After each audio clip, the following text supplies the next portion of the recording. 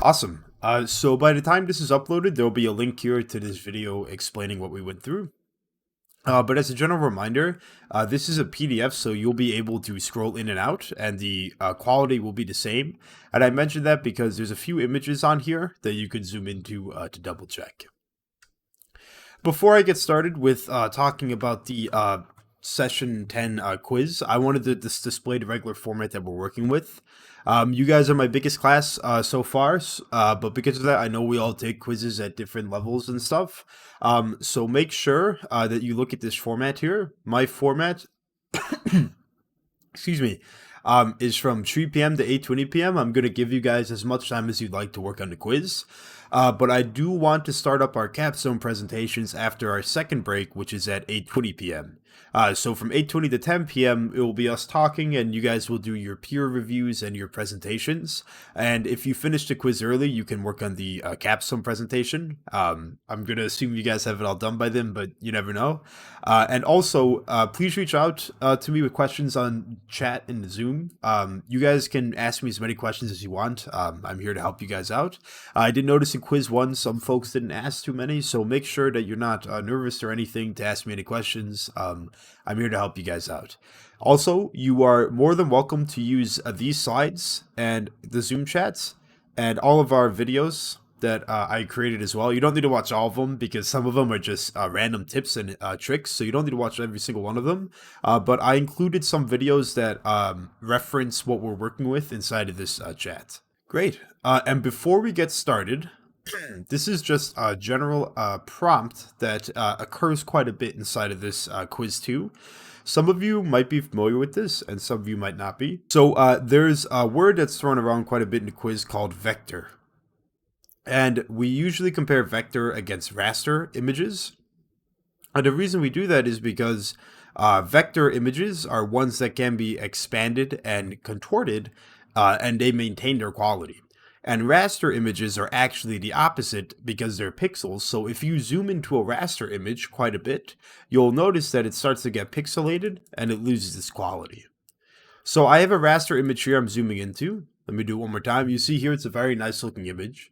But as I zoom in more and more, you might notice it gets a bit grainy and blurry and the quality is gone. How about I type in something with my text really quick, my hello world.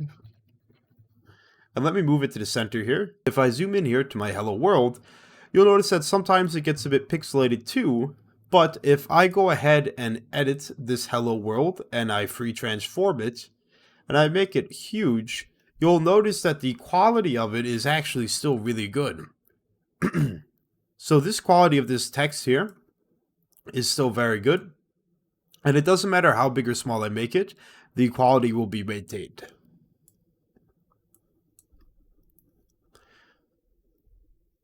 So essentially, that's the main difference between our raster and vector images here. One of them is pixels that will eventually lose its quality, and vector is this quality that can be moved around quite a bit. Now, why is this important? Well, during the quiz, we have a lot of questions on the text that is concerned about the vector images. Quiz, is going to be vector based, and that means that you can make it as big or as small as you'd like, and the quality will always be maintained there.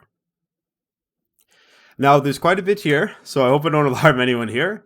But the general format of these slides that I wanted to share with everyone is that whenever you see a question on the quiz, here is an example of one. Photoshop or Photopea stores a text as an asset of vector-based shapes until you rasterize the text layer. So that's a true or false question on the quiz. And what I want everyone to do when you see this type of question is you can come to these slides and you can see up here at the top that there's a little section called questions on type tool and text. So whenever you get any type of question that's about the type tool or text in Photopea, go to this slide and then just read through these and double check your understanding of these, but there's a lot of information here. Now, I'm not going to read all of these off to everyone because it's a lot there and I don't want to bore anyone too much. And again, a lot of these are specific to some questions. So again, if you have a question on these guys, you could take a look at these. But what I will say is that this is helpful for pointing out some hints and tips for you guys in the right direction. And you'll also notice here I bolded some words that are kind of like standoutish. Again, I don't want to just give you guys the answers, but I think if you look at these bolded words, it might help a little bit on the quiz too. Here's a little freebie though. How do you add a text to your project or an image? Of course, it will be the type tool, which is this big T here. And here's another one that I talked about earlier today, but we weren't able to fully talk about during the lecture. It was, what does the warp text feature do? And again, this is a PDF, so you can zoom into this. And you'll notice here that the warp tool is right here. And all it does is allows me to warp the form, and warp and move around my text. So I have another section here about selections that we can work with. And some of these selections here, some of the questions I mean, are pretty straightforward, and some of them are a bit more complicated. For instance, this selection question right here is asking a selection could be inverted by using select inverse command. And is this true or false? And so before I just kind of throw out the answer here, it's going to be true because we've done it before. But what I want to make sure you guys understand as well during this quiz is please feel free to use Photopea as well. I never expect anyone to memorize all the commands and everything can do. Because I forget them sometimes too, because there's so many tools here. So let's just say that I didn't know if this was true or false. And let's say that I'm reading this quiz as the question.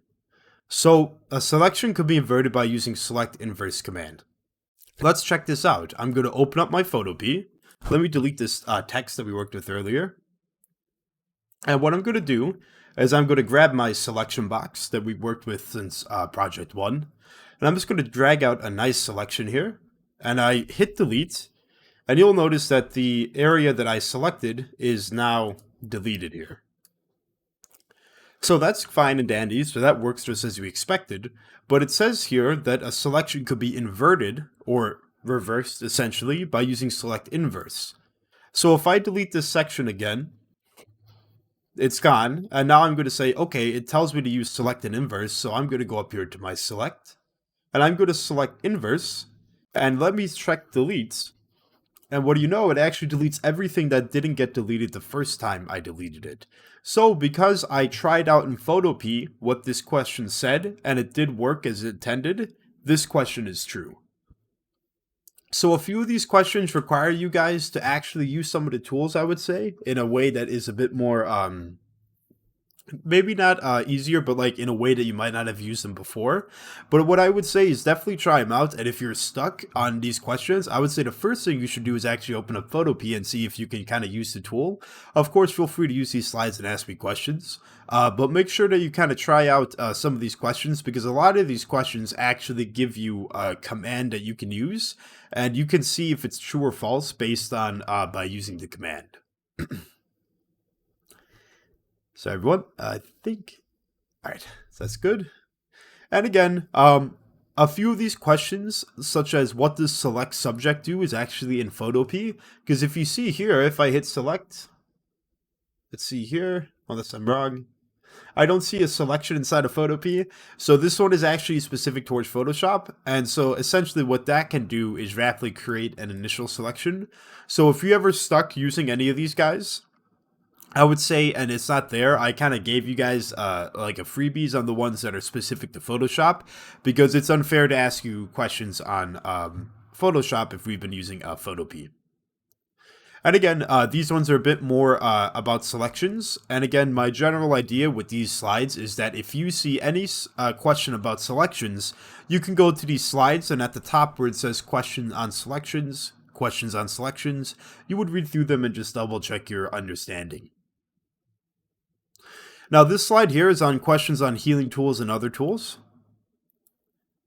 Here's a nice one that everyone should get. One of the question is, what tool fixes up red eye in images? Is it the spot healing brush tool? Now, if you remember, we did a bit of a participation activity with the red eye tool. And what I would say is that some of these questions are pretty confident in how they're worded. And it would kind of say like the spot healing brush tool fixes red eye. And it's very easy to be tricked by that and say, yes, it does, because technically it could in some scenarios. But remember that there's actually a tool on its own that could do it, which is the red eye tool. And that's inside of our spot healing brush area. If you right click on it, you get access to all the tools. and it's at the bottom down there. Now, this section here, questions on healing tools and other tools, is kind of this catch-all section because a few of these questions, for instance, this one here, what are some guidelines when taking pictures for panorama creation? We haven't really done that together. We haven't taken photos together or gone out and like experimented with our own photos. So a few of these, if you feel really stuck, again, please feel free to reach out and ask me. But if you feel that there isn't a section that you can find, check out the healing tools and other tools sections because a lot of these are kind of like one-off questions that don't have a reoccurrence. Like the text or the selections do. So you can take a look at these if you need any help. And again, for instance, when I talked about using the YouTube videos earlier, I don't want everyone to have to watch every single YouTube video that I created because you guys would probably go crazy if you did that. But for instance, there's a question where we can achieve the effect of stacking two images and blending them together. So one of the questions is asking how can we, or excuse, it's asking how do you do focus stacking?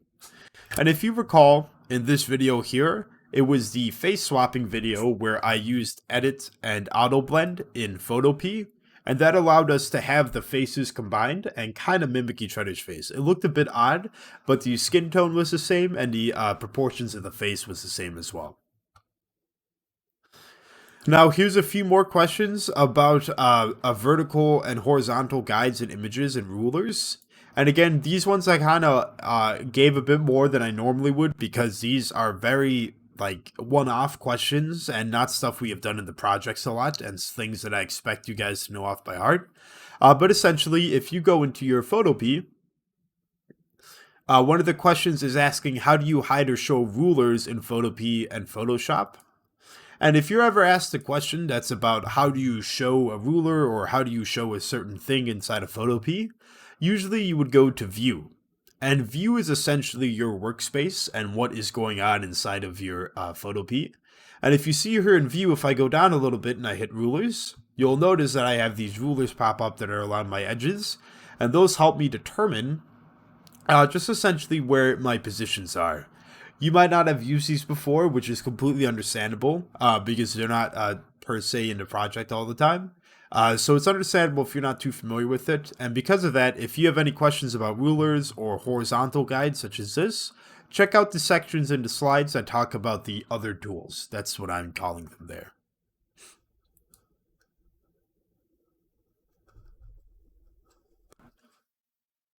Again, there's a few more images here about the other tools. One of them is about lens distortion.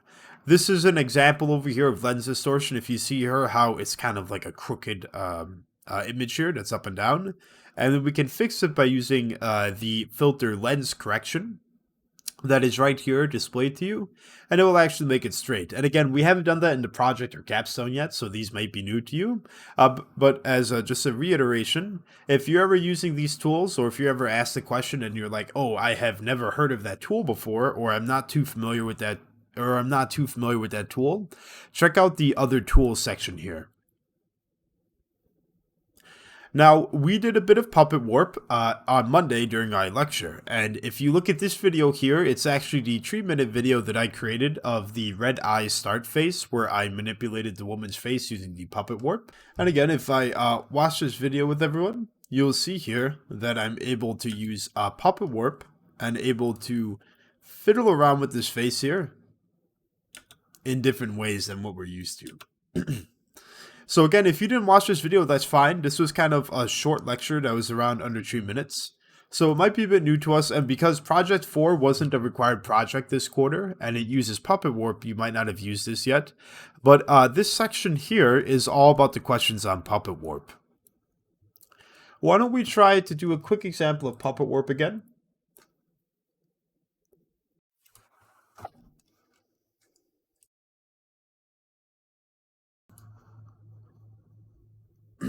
Sorry, everyone. Sorry about that. If we go ahead and inside of my Photopea here in my image, I go over to my edit tab over here and I go all the way down to Puppet Warp, I get this type of net that's cast over my photo here.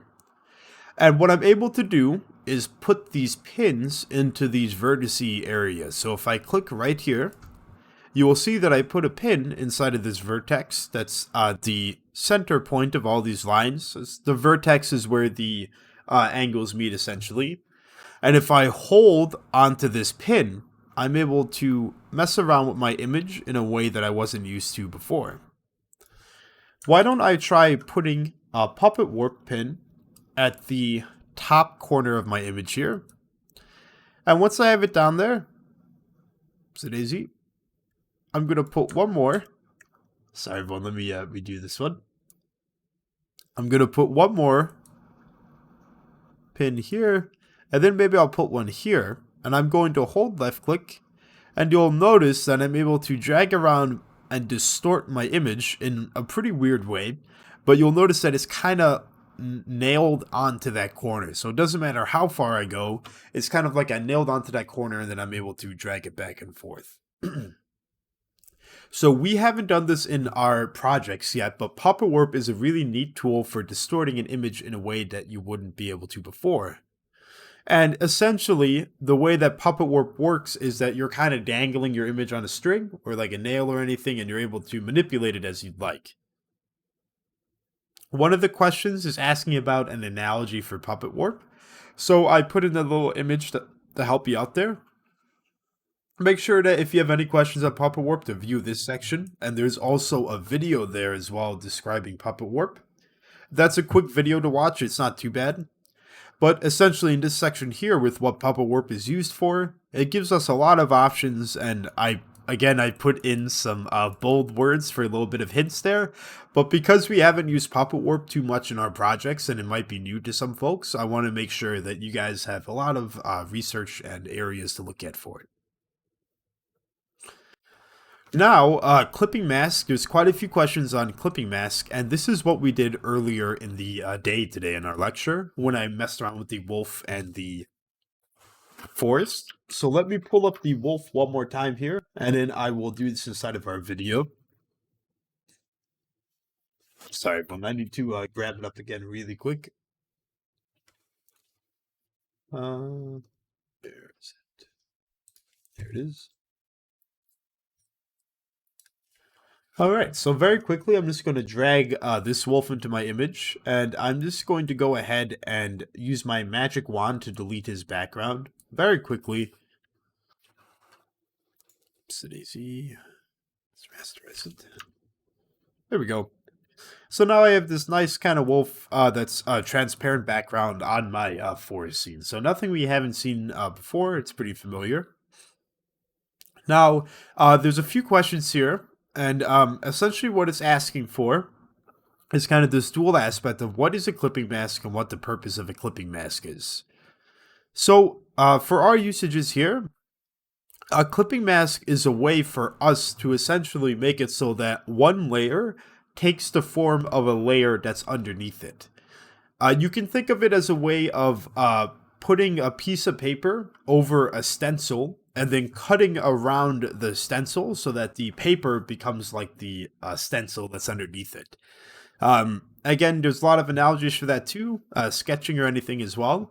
But to put it into motion here, if I'm going to, let me, is it easy?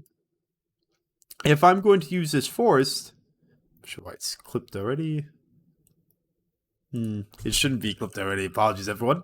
But essentially, what I'm going to do is let's just say that this wolf is my stencil.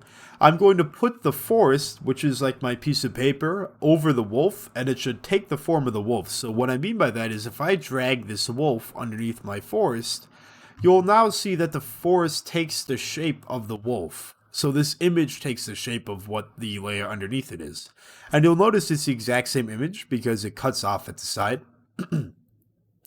And if I don't want to have a clipping mask in this anymore, I can unclip it. And we'll see that the forest is above the wolf. The wolf is still there. So Daisy, if I hide the forest, it's behind it. And then again, how do I make a clipping mask work so that it becomes like the thing underneath it? I will just right click on the forest and then I will go down to clipping mask. And once I hit clipping mask, it will cut out what the wolf is behind it. Great. And again, the purpose there is very similar, but the true definition will be to use any object and make another layer to be revealed in the shape of this object. That's kind of like a weird way of saying it too. Sometimes the text descriptions might be a little wordy, but essentially what we're doing is making it so that the layer that's above takes the shape of the layer that's below it. That's essentially what your clipping mask will do. I've provided exactly what I did in this video inside of these slides as well. So as you can see here, I have my forest and my wolf. I right click on my forest and I hit my clipping mask, and then my forest takes the shape of the wolf there. Now, for the questions on the clipping mask, there's a few questions here that are a bit tricky.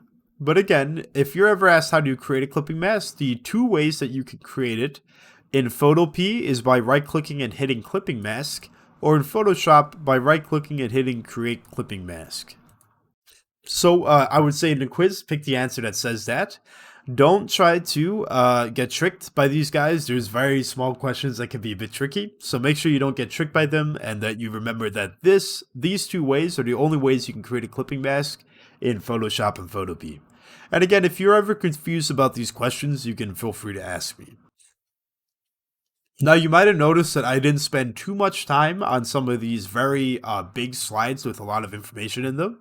And essentially what I want you guys to do is, again, what I said earlier, if you have a question that's talking about the text or the type tool, to reference these slides here because they have a lot of information in them. But let's just go back to the type tool really quick. If you remember from earlier, one of the questions on the type tool was is asking about how text is stored. If you recall from earlier, when I talked about my text, I was able to type in my text. I was able to drag it around to the center, and then I can edit and free transform it to be as big or as small as I want, and the quality is always the same. Now, if you remember from our first slide, what does it mean if we can make something as big or as small as we'd like and the quality is maintained? That means that it's a vector-based image, right? So you could say that the text is stored as a vector-based shape or vector-based image, whatever wording it is used. But what I want to just really drill into us is that the text and the type tools create vector-based images because the other images that we worked with, like this forest or this wolf that's right here, aren't vector-based. Because let me edit and free transform this wolf. If I make him really big, let me keep going here, or he might be vector. You'll notice that if I keep going, the quality sometimes goes down. Oh, he might be a vector. There we go. It's a bit more fuzzy, and the quality is bit by bit going down. And then eventually you'll get to a point where it just looks a bit rough. Again, it's a very high quality image though, so it might take a while. But in general, that's the idea behind these vector versus raster based images, and as you can see here, this is a very nice chart that explains it as well. Again, to reiterate during the quiz, if you're ever given a question that includes commands, please open up Photopea and try out using the commands and see what happens. I think the easiest tool or the best tool you could use during this quiz as well is Photopea itself, as it contains pretty much all the answers that you would need for these. But make sure that you double check any of these commands and don't get tricked by them. Some of these have like a few little differences in them, and if you ever feel that you might get tricked by a question or anything, just let me know and we can clarify it together.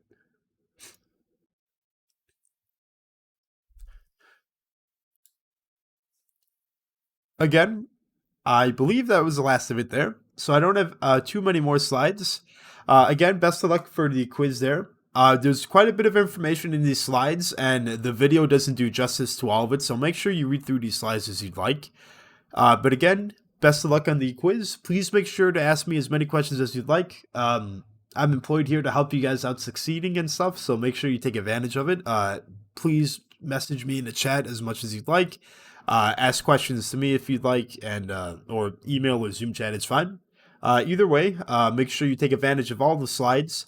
These slides are fair game for the quiz. You're more than welcome to use them. You are also more than welcome to use any of the other material provided in Moodle, either from me or from the other instructors as well. And other than that, best of luck on the quiz.